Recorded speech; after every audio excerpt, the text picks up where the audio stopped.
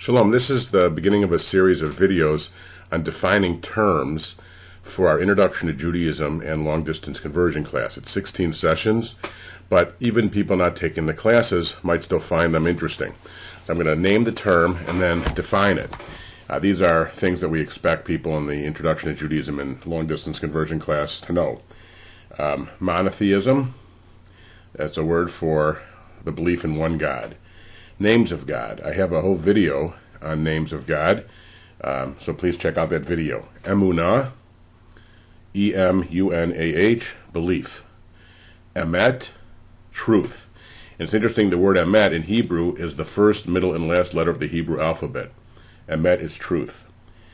Yud-He Vav-He, which is also called the Tetragrammaton. That's one of the main names of God in the Bible. The Hebrew letter is Yud-He Vav-He. Brit or bris doesn't mean circumcision, it means covenant. The term for circumcision is Brit Milah, and the word Milah actually means circumcision.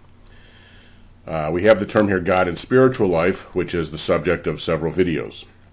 Yirat Shamayim, the awe or fear of Shamayim, of heaven, the sense that we are in awe of God. In fact, yarmulke, the kippah that we wear, Yarmulke is the way it's spelled, even though it's pronounced yarmulke, means fear of or awe of heaven. Mitzvot, commandments. And then in parentheses, we have here 613. That is the traditional belief of how many commandments there are.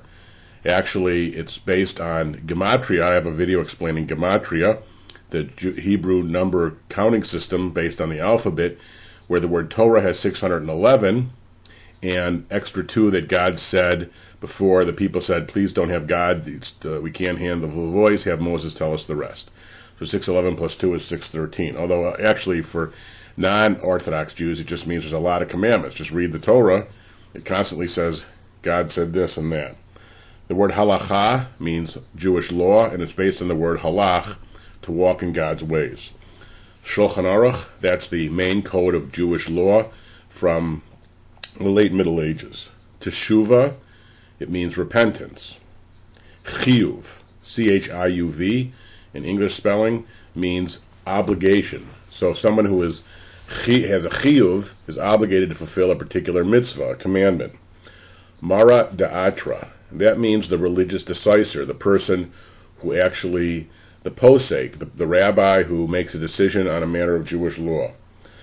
Machloket l'shem shamayim, a dispute for the sake of heaven.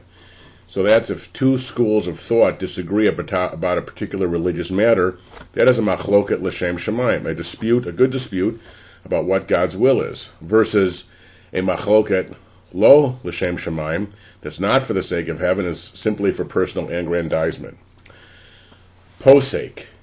Posek is the religious decisor, the Mara Da'atra, who paskins, who makes a religious decision about a matter of halacha, of Jewish law.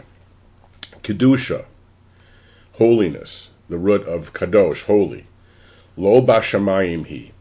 The concept in the Torah that the Torah is not in the heavens, that so far away, it says in Deuteronomy, that you can't find it. It's right here in front of you. Kehila is the word for congregation. Ben Adam Lamakom.